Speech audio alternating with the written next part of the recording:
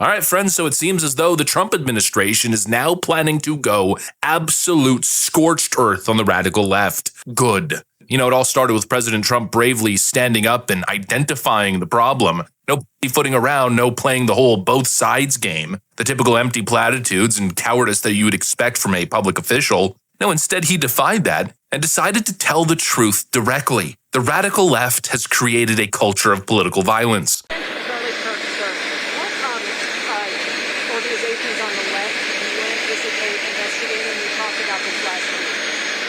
Well, the problem is on the left. If you look at the problem is on the left. It's not on the right, like some people like to say on the right. The problem we have is on the left. And when you look at the agitators, you look at the scum that speaks so badly of our country, the American flag burnings all over the place, that's the left, that's not the right. Plan on investigating? We'll see. We'll be announcing.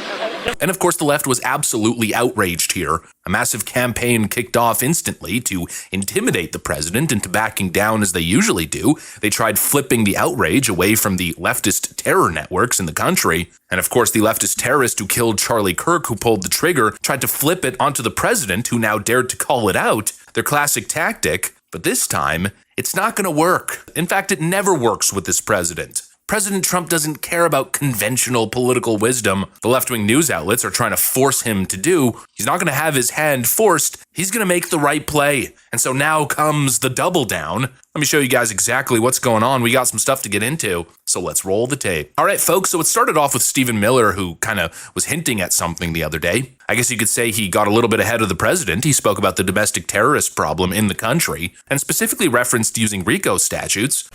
And let me tell you something I'd not share with anybody, but the last message that Charlie Kirk gave to me before he joined his creator in heaven was he said that we have to dismantle and take on the radical left organizations in this country that are fomenting violence. That was the last message that he sent me before that assassin stole him from all of us. And we are going to do that under President Trump's leadership.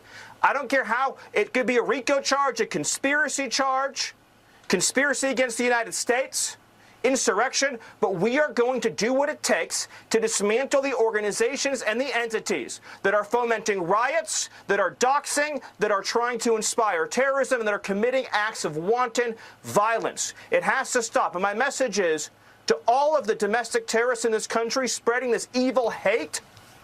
You want us to live in fear? We will not live in fear, but you will live in exile. Because the power of law enforcement under President Trump's leadership will be used to find you, will be used to take away your money, take away your power, and if you've broken the law, to take away your freedom, Sean. And I guess he was laying the groundwork because we now have confirmation from the horse's mouth directly. Take a look at this tweet right over here. Breaking. President Trump has confirmed that he supports labeling Antifa and several other radical leftist organizations as terrorist organizations and plans to bring RICO charges against all leftist agitation groups. Yes. Given with all that's going on with Charlie Kirk's assassination and the left-wing violence going on, do you have plans, and actually this is a great opportunity with all these, do you plan on designating Antifa finally a domestic terror organization? Well, it's something I would do, yeah. If I have support from the people back here, I think we'd start with Pam, I think. But I would, if you give me, I would do that 100%. And others also, by the way. But Antifa is terrible. Are there other groups that you can think of? There are other groups, yeah. There are other groups. We have some pretty radical groups, and they got away with murder. And also, I've been speaking to the Attorney General about bringing RICO against some of the people that you've been reading about that have been putting up millions and millions of dollars for agitation. These aren't protests. These are crimes, what they're doing, where they're throwing bricks at cars of ICE and Border Patrol. And they come in with a beautiful new car. They're so proud. It's Border Patrol, ICE, it's got whatever it is. And they're throwing rocks at it.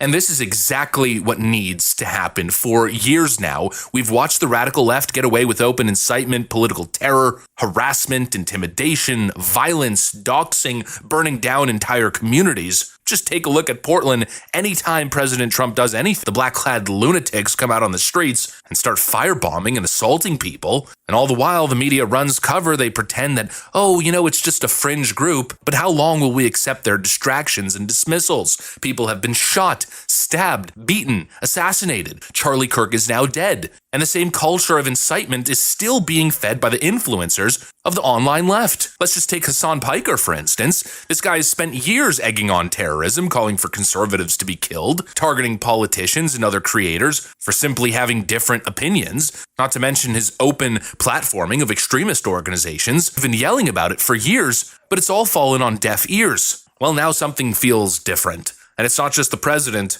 who's obviously one of the most powerful people on Earth. No, it's also, I guess you could say, maybe the second most powerful person on Earth, or at least in the top 10. That's Elon Musk, who has clearly identified the problem, and even he has had enough. Earlier today on X, Elon Musk actually pinged Jeff Bezos directly over Hassan's behavior on Twitch.tv. For those who aren't aware, Twitch is owned by Amazon. And now we're getting reports from Matt Morse TV saying that Hassan is now likely to be permanently banned off of the streaming platform. Supposedly, Elon Musk spoke with Jeff Bezos directly, and now things might be moving. Of course, that's speculative. I'm not going to say that's guaranteed to happen, but it just goes to show where this whole thing is headed. No more tolerance, and I don't want that to be misconstrued. Tolerance, of course, is important, but there has to be limits to what you can tolerate, to what a society can tolerate. And very clearly what is going on here on the radical left, well, it should not be tolerated in a civilized society. Hassan Piker and everyone like him, all these individuals and organizations that are fostering violent extremism, they must be dealt with legally, fully, and decisively. And that means labeling these groups what they are, terrorist organizations,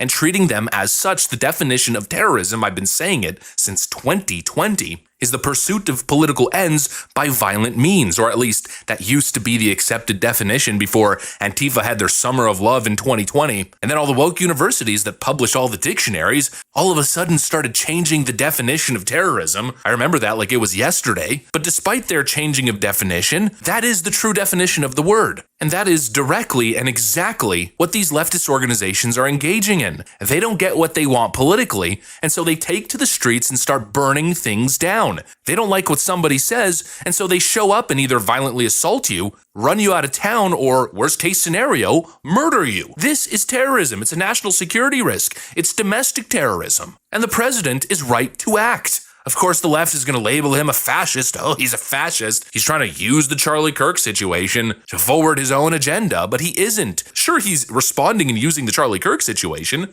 but not to advance his own fascistic agenda. No, to end left-wing fascism. To finally do the right thing, to stand up for what's right, American ideals. And free speech is the most important of those ideals. The incitement to violence has got to come to an end. And the hypocrisy there is so frustrating. Remember back in 2016, when the left at large and all these talking heads would never shut up about the word incitement? They tried to twist every word that Donald Trump said into some grand call for violence. Donald Trump is inciting violence against journalists because we're asking stupid questions and he's being mean to us. That was basically the premise. Zero merit, total gaslighting campaign. But now that we have actual, real, direct, provable, open incitement to violence from the left, suddenly they're all silent. They don't want to talk about it anymore because they're allergic to accountability. Well, it's time to make them accountable. Stay silent all you want, but this president won't. Donald Trump will not back down. He will do the right thing. And in this case, doing the right thing is finally at least attempting legally to tackle this rise of radical left-wing domestic terrorism. RICO, RICO, RICO. You want to protest? Fine. But starting a militia group, inciting violence, rioting, burning, killing, those are not constitutionally protected acts. And it's about time they go punished. And for too long, these behaviors have gone unpunished. Anyways, that's what I got. Thanks for watching, and I will see you on the next one.